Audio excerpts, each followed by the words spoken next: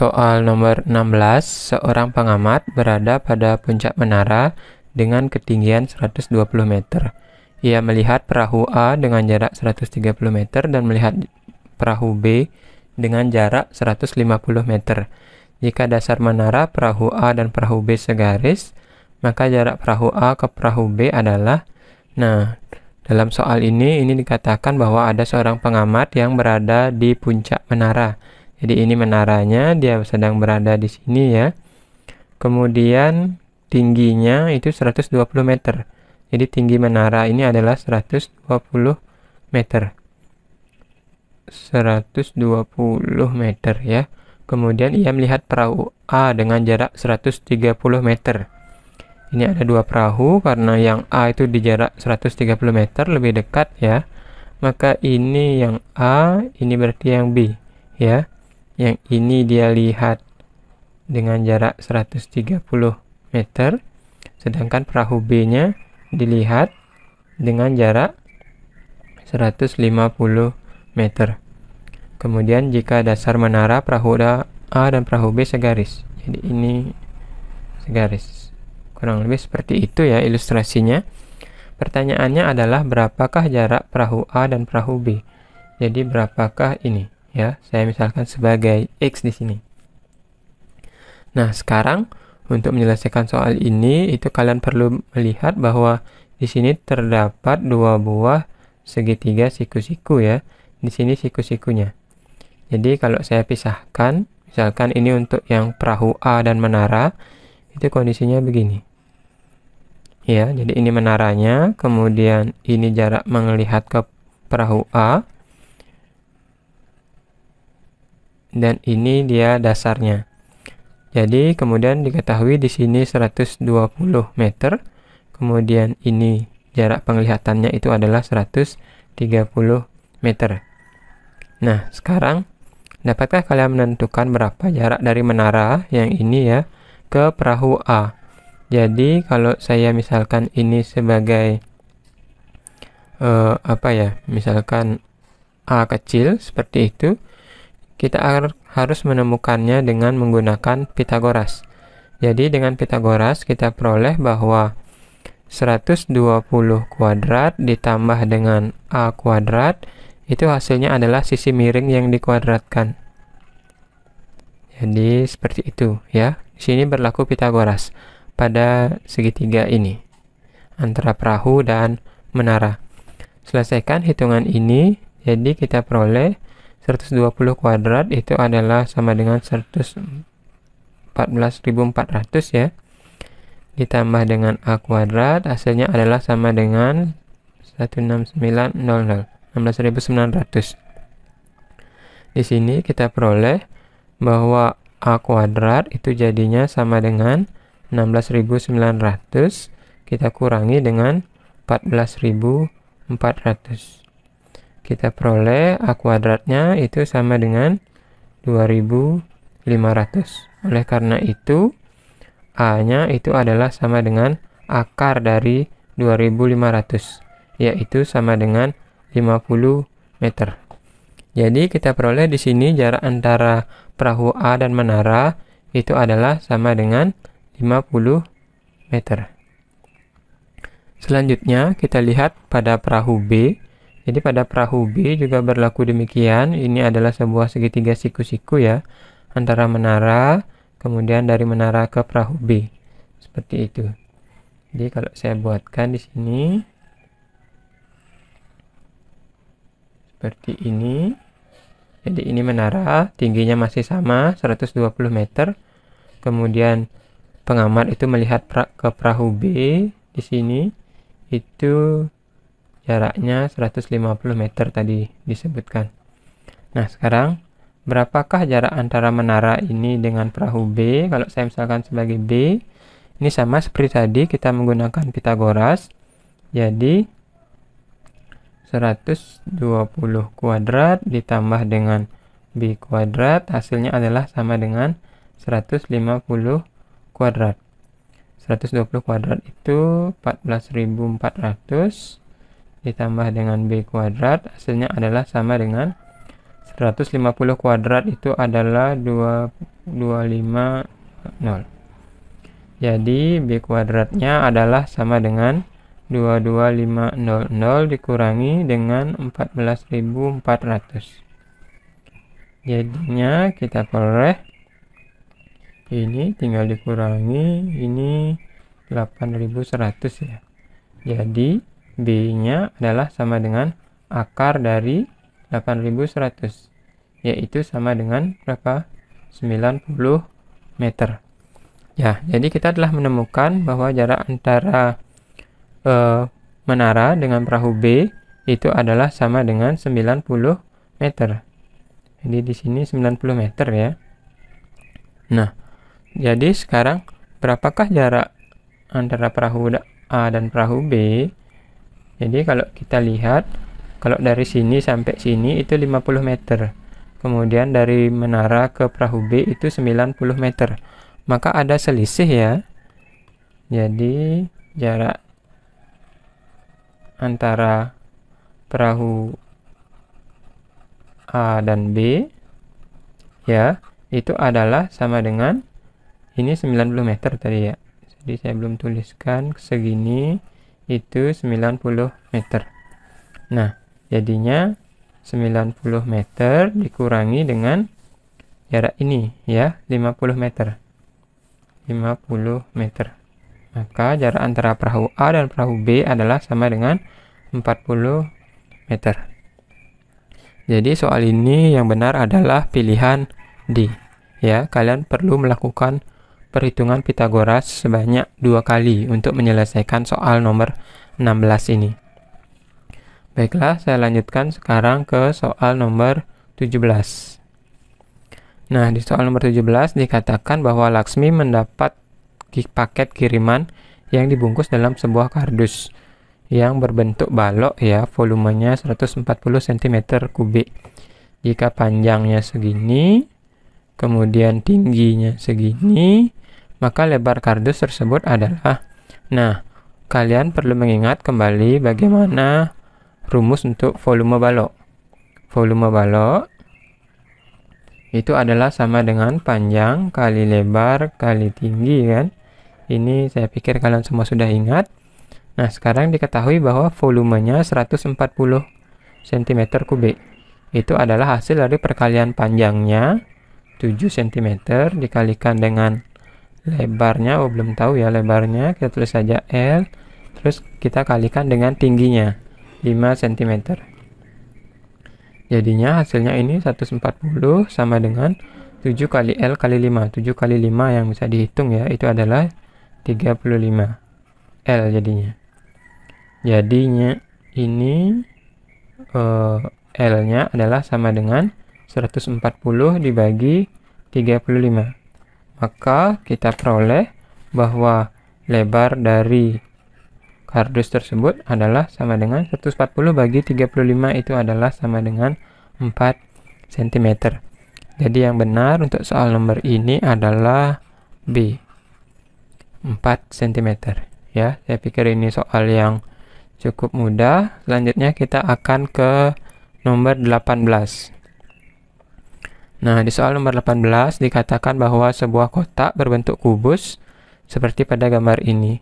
Diketahui luas permukaannya itu 1176 cm persegi. Apakah kalian masih ingat bagaimana cara menentukan luas permukaan kotak yang berbentuk kubus? Ya, jadi untuk luas kubus itu adalah sama dengan 6 kali sisi kuadrat ya. Jadi ini misalkan S, maka kita menentukan luas seluruh permukaannya itu sebagai 6S kuadrat. Karena diketahui luasnya adalah 1176, jadi di sini 1176 itu sama dengan 6S kuadrat. Maka S kuadratnya itu adalah sama dengan 1176 dibagi 6. Kita peroleh S kuadratnya ini sama dengan berapa nih? 1176 dibagi 6. 196 ya. Jadinya S-nya adalah sama dengan akar dari 196. Berapa akar 196? Akar 196 itu 14 ya. Jadi panjang sisinya itu adalah 14 cm. Kemudian karena ditanyakan volumenya, jadi kita sekarang harus menentukan volume kubus. Ya, volume kubus itu sama dengan S pangkat 3 atau S kali S kali S ya. Di sini berarti 14 pangkat 3, yaitu 14 kali 14 kali 14. Hasilnya adalah sama dengan 2744 cm kubik. Ya, yang benar untuk soal nomor 18 ini adalah pilihan A, 2744 ya. Kita akan lanjutkan sekarang ke nomor 19. Nah, di nomor 19 ini adalah soal tentang statistika. Jadi diketahui hasil nilai ujian matematika siswa kelas 9 pada suatu kelas itu sebagai berikut. Nilai 30 ada 3 orang, nilai 35 ada 4 orang, 40 ada 5 orang, 45 ada 8 orang, 50 ada X orang, dan 60 ada 3 orang. Kemudian jika diketahui nilai rata-ratanya itu adalah 44, maka nilai X ini berapa? Ya.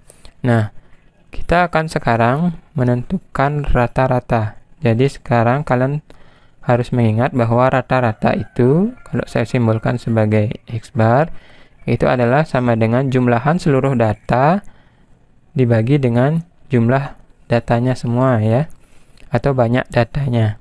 Jadi di sini biasanya sih disimbolkan dengan sigma Fi kali Xi dibagi dengan sigma Fi. Ya, jangan melihat bentuknya yang seperti ini. Jadi kita akan sekarang hitung dengan lebih mudah bahwa rata-rata itu, kalau kalian punya nilai 30 itu ada frekuensinya sebanyak 3, maka jumlah nilainya itu adalah 30 kali 3 kan, yaitu 90. Tapi nanti kita hitung itu. Selanjutnya nilai 35-nya itu ada 4. Totalnya ya 35 kali 4. Nah, kita lanjutkan sekarang. Jadi ini 40 kali ada sebanyak 5. Kemudian nilai 45 itu ada sebanyak 8. Kemudian nilai 50 itu ada sebanyak X. Dan terakhir nilai 60 itu ada sebanyak 3. Nah, karena ini rata-rata, kita harus membagi dia dengan banyak datanya. Jadi banyak datanya atau jumlah seluruh frekuensinya itu yang ini ya, 3, 4, 5, 8, 3 ini. Jadi 3, kemudian ditambah 4, kemudian ditambah 5, kemudian ditambah 8, kemudian ditambah dengan X, terakhir ditambah dengan 3. Jadi kita sekarang tinggal menghitung ini saja. Ya, jadi nilai rata-ratanya itu adalah sama dengan, ya karena tinggal jumlahkan ini, 30 kali 3 itu 90, ditambah dengan 35 kali 4 itu 140, ditambah dengan 40 kali 5, 200, 45 kali 8 itu adalah 360, ditambah dengan 50x, ditambah dengan 60 kali 3 adalah 180. Ini kita bagi ya dengan jumlah seluruh datanya. Jadi 3 tambah 4 itu 7, tambah 5 12, tambah 8 itu 20, 20 tambah X ya 20 tambah X ditambah 3 ya, jadinya 23 ditambah X.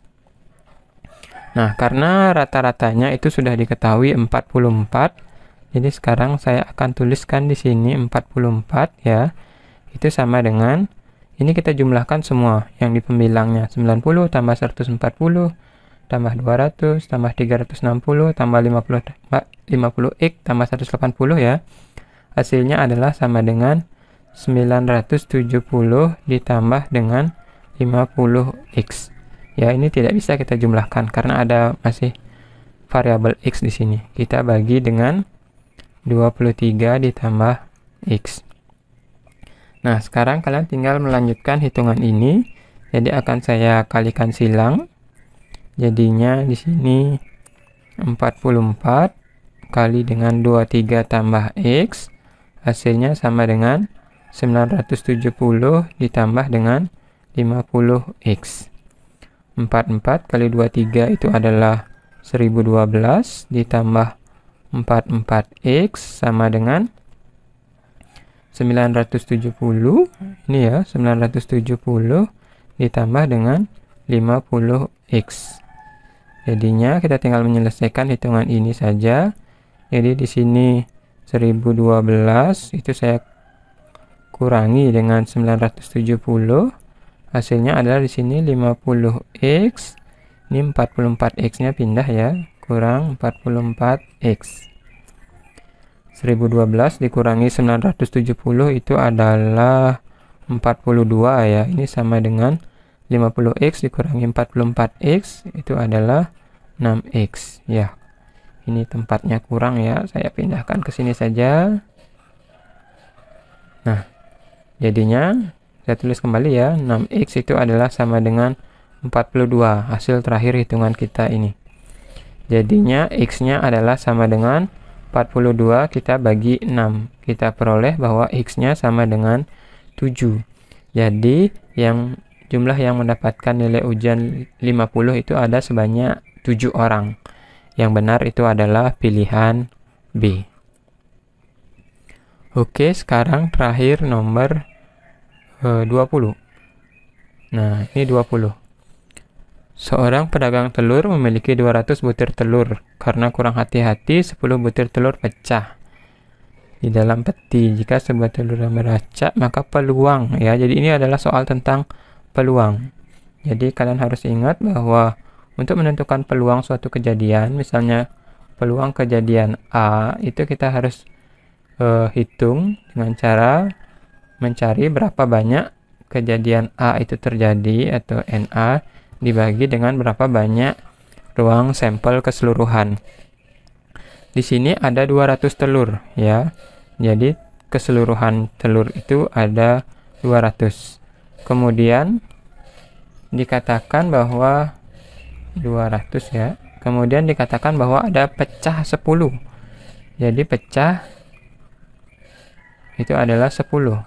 Maka yang tersisa atau yang tidak pecah ya kita tinggal kurangi ini saja. Jadinya 190 ya. 190 ini adalah yang tidak pecah. Nah, sekarang bagaimana menentukan peluang telur yang tidak pecah? Nah, karena yang tidak pecah itu ada 190. Di sini kita tuliskan 190 dibagi dengan keseluruhan. Ya, keseluruhannya tadi ada 200 butir telur kan? Jadi ini kita bagi dengan 200 saja. Jadi peluangnya terambilnya telur yang tidak pecah itu adalah, ya sederhanakan hitungan ini saja, 190 dibagi dengan 200. Saya coret nolnya, jadi tersisa hanya 19/20. Sudah tidak bisa kita sederhanakan lagi. Maka peluangnya adalah pilihan D, 19/20.